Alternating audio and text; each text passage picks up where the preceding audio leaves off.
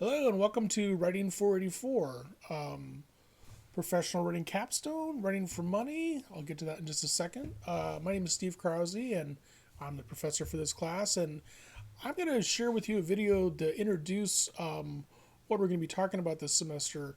And I'm going to go over the course syllabus and go over the installation on Canvas and how it works and things like that in just a second. This is a very unusual take on this class this semester, and I feel like I need to explain why a little bit.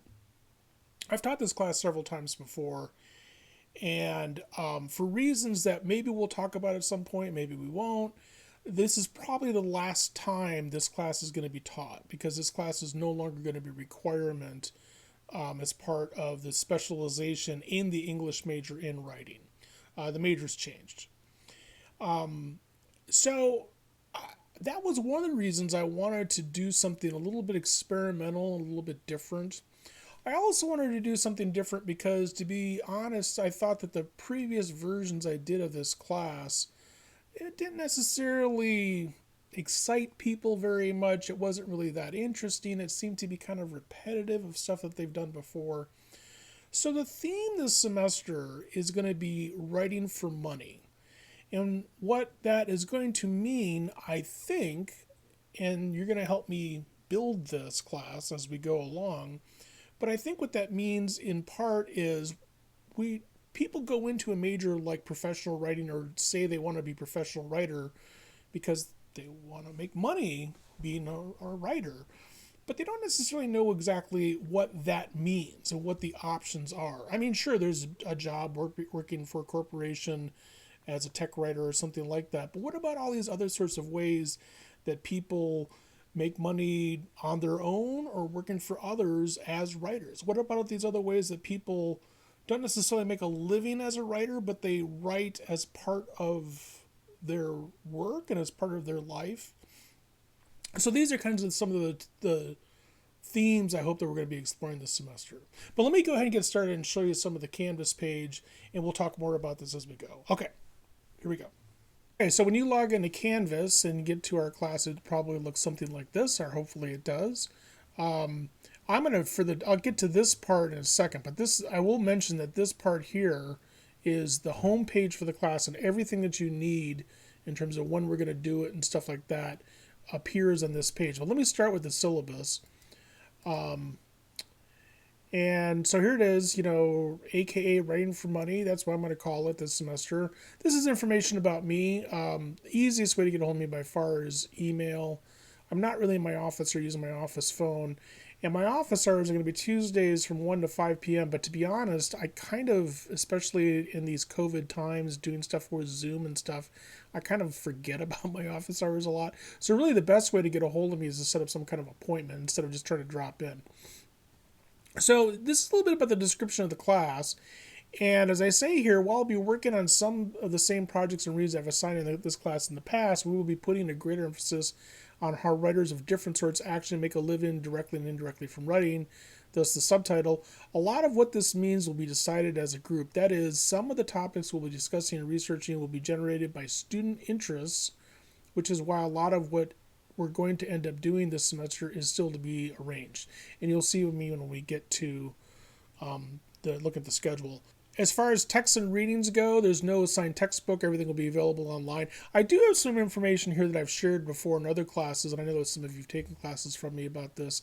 You want to have some sort of way of printing or otherwise taking notes on this readings, because you can't just really you don't really grasp the reading very well if you just read it on the screen. So I recommend either printing it out just the old-fashioned way and taking notes on it, taking notes in a separate document like a Google document or a Microsoft Word document, so you can write down page numbers and comments and stuff like that, or to get some kind of software that allows you to annotate a PDF. I have a software that I'm a big fan of called iAnnotate, and what it allows me to do is use my PDF or my iPad to write and take notes on a PDF as if the PDF was paper. It's pretty cool. And there's other software like that too. I mentioned a few things about online attendance and the online format. The first thing about attendance is that While it's an asynchronous online class, it's not a self-paced or self-study class. There's things that you're going to have to do at particular points in the calendar, usually between Mondays and Wednesdays and Fridays.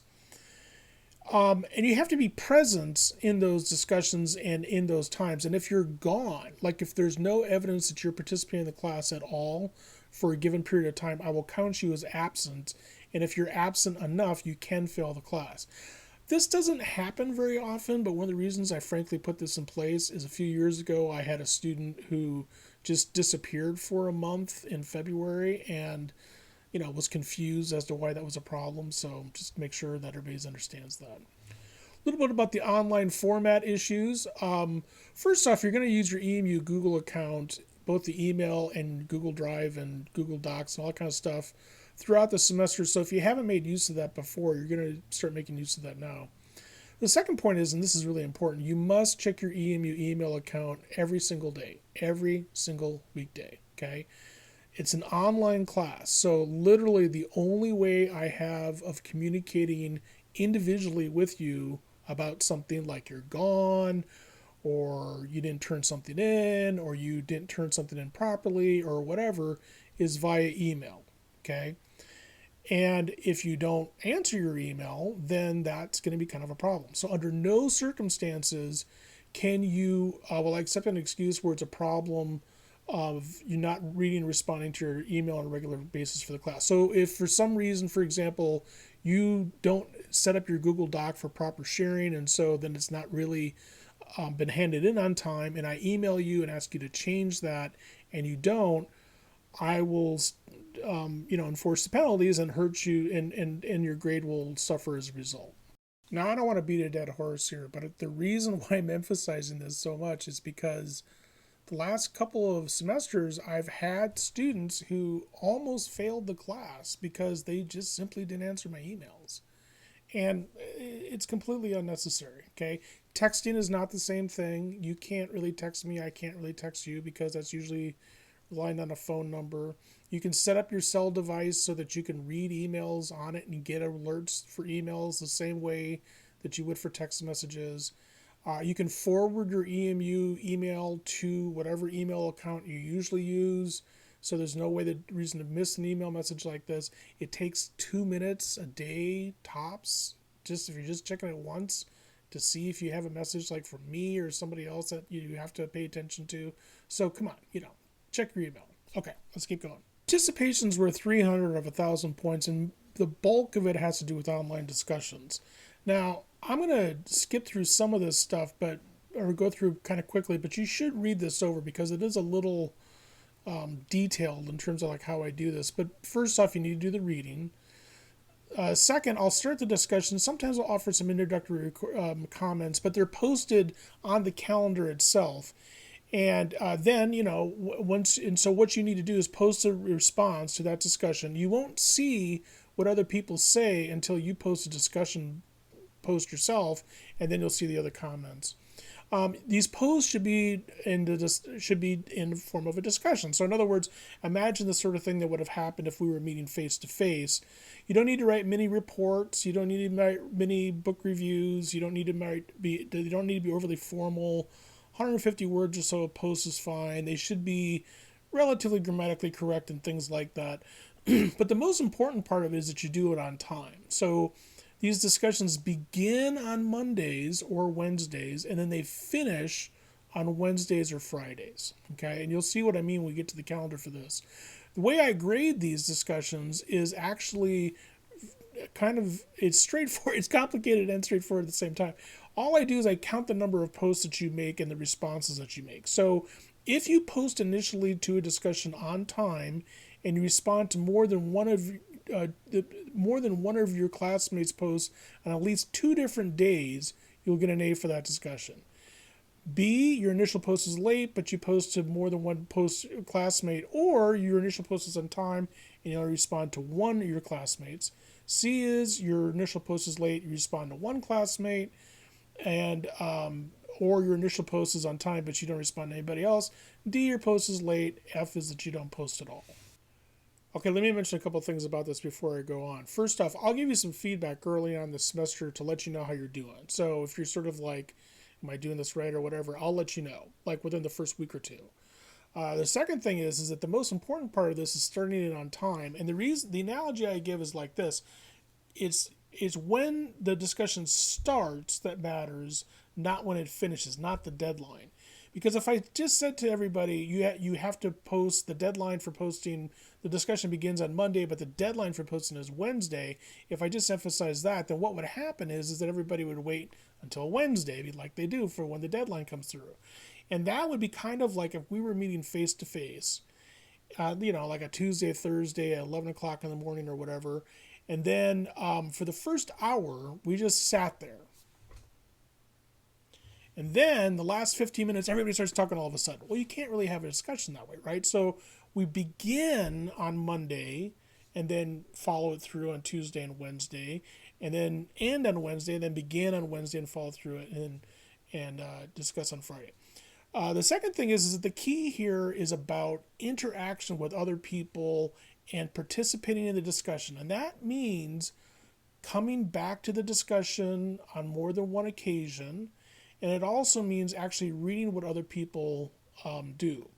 You've got to post these discussions on separate days. You don't want to do what I refer to as the post and go move. So, for example, let's say a discussion begins on a Monday and ends on a Wednesday. You post your first response to the discussion on Monday at 1 o'clock in the afternoon. Once you hit return, you realize that other people have posted before you. You respond to two peers, one at 1:02 p.m. and one at 1:04 p.m. And these are all time-stamped in Canvas, so I know exactly when people post. And then you're done. Well, that's not really the idea, right? You're supposed to post over multiple days. So that example would be, I would give you a C for that instead of an A. Okay, so pay attention to that. One more thing I'll mention about the discussions and participation generally is it can make a huge difference in terms of the grade. What I mean by that is that you really have to be kind of like regularly involved in these discussions to get a good grade in the class, even if you do really well in the writing projects. And the other thing is that if you don't do so great in the writing projects, one of the ways that you can still do fairly well in the class is to do well in the discussions. So do pay attention to those. Okay, keep going. The other part of the participation grade is peer review. You can read through that. I'm sure you've done some peer review before, but that's how it factors into the grade for the class. Now, writing projects obviously makes up the bulk of it. I'll assign you letter grades for each one of these projects, but there's one number for the whole thing in terms of how they count. In other words, none of these is worth individually a certain amount of points, in part because of some of the experimental nature of it. The first assignment we're going to do is actually something I've done before, which is a threshold concept essay. And you'll see what I mean once we start getting into that reading. But you'll write a short 1,000 to 1,250 words essay that responds to and expands on some of the things that we've read about threshold concepts, and which is basically about basic assumptions about how writing works, what people who study and practice writing generally assume about writing, usually things that people who don't study writing don't assume. Okay. Second project, which we'll start talking about fairly soon, but also will be very much for the entire semester, is you're going to need to apply for a professional writing job or internship or attempt to publish and be paid for a piece of professional writing. I'm talking about actually applying for a job or an internship or you need to propose, publish, and get paid for a piece of professional and likely freelance writing. Okay, now you don't need to actually succeed at this. So in other words, you can apply for a job or apply for an internship and get turned down. You can try to publish something and get turned down and still do well with the assignment. But if you do manage to actually get a job, get an internship, or get published, you automatically receive an A. It's also because, after all, if you've succeeded at that, who am I to say otherwise? It's also worth pointing out that the Eastern Echo, you could use that as a publishing opportunity, and you could still do well as far as a grade goes, but that wouldn't be the automatic A, if you will. As part of this assignment, you'll also write a short reflection on their experiences with it. Okay. The third assignment is with your collaborating with peers, you're going to research and develop resources from one of the professionalization units for the class. Now, this is one of the to be arranged details, because What topics we're going to study and research and collaborate on is going to depend a lot on your interests. But I give one simple example here because it comes up every semester, and that has to do with freelance writing. Okay, how do you actually succeed as a freelance writer? I mean, where do you even begin to publish things and find freelance work, right? So what that would mean is that students who are interested in working on this topic will do some research, find out about it. They'll put together some materials, and then we will have those materials and that discussion as part of the schedule for the class. Okay. Also, as part of this assignment, individually, you'll each write up a short reflection of the process. And the last writing assignment is an end of the semester reflection review summary of professional interviews and discussions. I am planning on having many interviews with professional writers of different sorts this semester. Some of these writers are alumni who used to be sitting in the chairs. Well, you're not sitting in these chairs in the classroom anymore, but used to be sitting in this class not so long ago, and they found themselves a career. Some of these are people who found themselves a career in writing quite a while ago who are alumni. Some of these are people that I just know who are professional writers. And so I'm going to be recording many of these interviews. I suspect it's going to be around 7 or 8, and they will become part of the content for the course that you'll have to study. And what I'm going to want you to do with this reflection is essentially cover what you thought happened there and talk about highlights of which of these presentations are most important to you and things like that. Okay.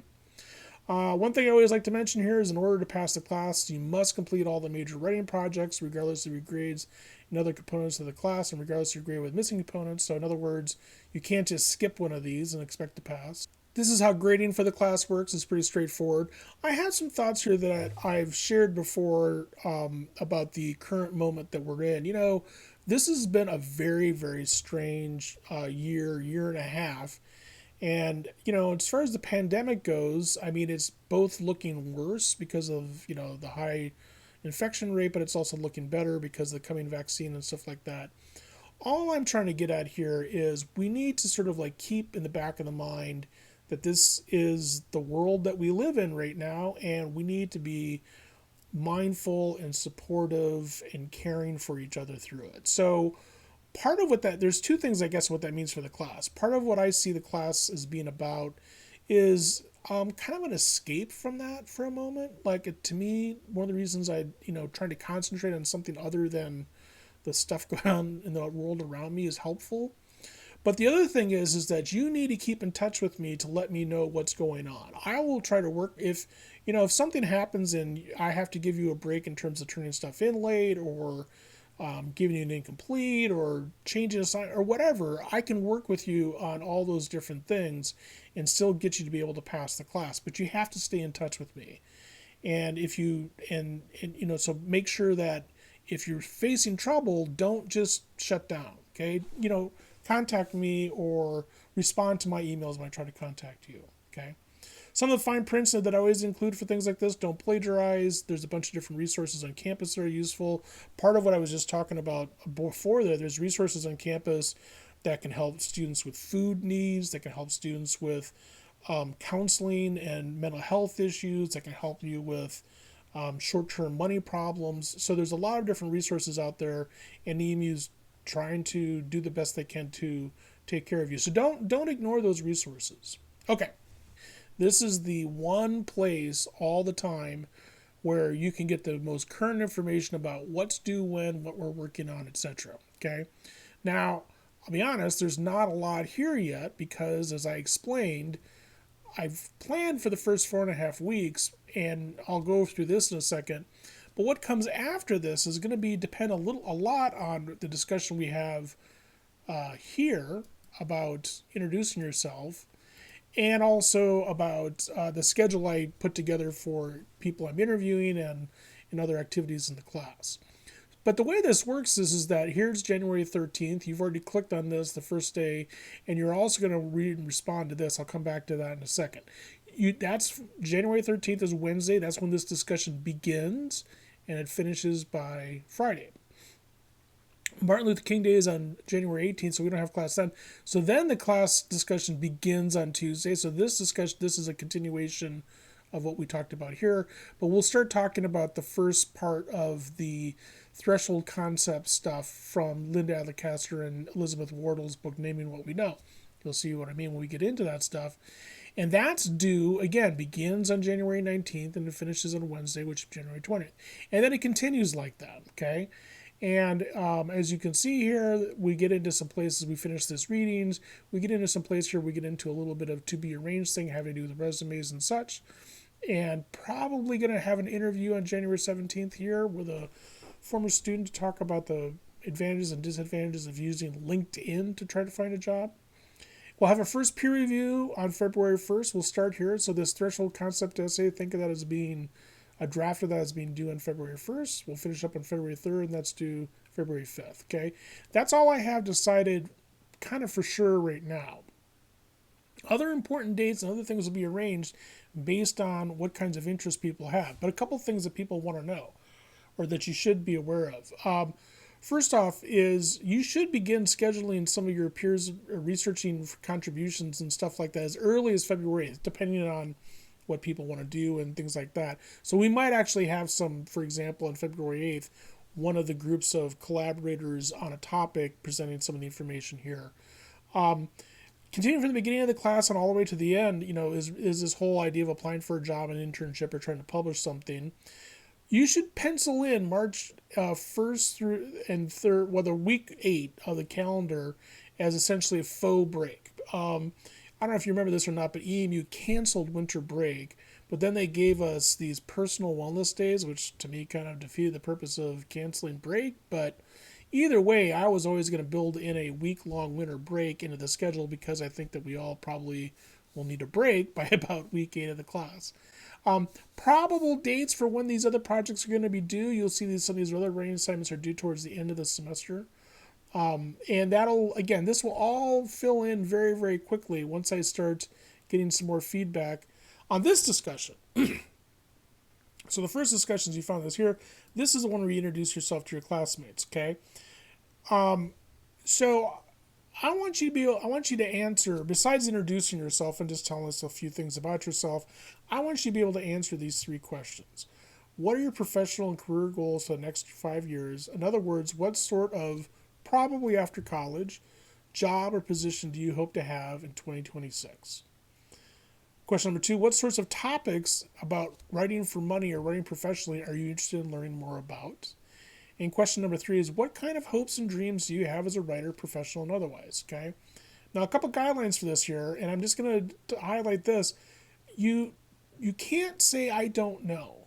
Okay. I'm not going to hold you to these answers, in 2026. I'm not going to come hunt you down and say, well, in 2021, you said you were going to do this in 2026. I'm not saying that, but I'm also not saying, I have no idea. That's not acceptable. You have to have some kind of idea about where you're going. And you can think about it a little bit, and you can come back to your initial post, and you can build on it. And we're gonna have a discussion about these 3 questions as well. So it doesn't have to be a perfect answer right off the bat, but it has to be an answer. Okay. Next thing is that you want to think about this in terms of professional goals thing as both ideal and realistic. It's probably a little bit unrealistic to say that you're going to be the CEO of a major publishing company, but a lofty goal, but still potentially realistic, those that maybe you're going to be an editor for a major publishing company. The topics questions, it just kind of depends on what people are interested in. I give the example of freelance writing. I think that that's something that could be, that will be for sure one of the topics that we'll talk about and people will research on. And the last thing is basically kind of a hopes and dreams question. And don't hold back on that. I mean, what would be a dream of yours? I had mentioned here writing a novel, being the writer, marketer, social media person for the Detroit Lions, writing and making documentary movies like Ken Burns, being a op-ed reporter, columnist for the New York Times. I mean, what is it? What's the dream that you have? And throw that out there, because that kind of can help drive where we go in this class as well. So I've answered these questions here, and I'm not going to read through this because you all know how to read. And this is a little bit more detailed than perhaps you want. And I'm also in a different space than you because I'm a lot older and career and stuff like that. But this should give you some idea of the kind of stuff I'm looking for. Okay, I know it's a lot, and I'll probably not have videos this long, although maybe some of the interviews will go for a while. But yeah, this is a lot, and there's lots to take in here. So hopefully you have. So once you're done watching this, first off, if you have any questions or whatever, be sure to ask those down below because that's important. But the other thing is go on to that next post where you introduce yourself and you answer those 3 important questions about that will really help shape the way the rest of this class comes into being, what we end up doing. Okay. I hope this all makes sense. It's going to be an interesting class, I hope. We'll see how it turns out. In the meantime, like I said, read over the materials, ask me questions, introduce yourself, answer those questions, and otherwise, I'll see you online. Bye bye.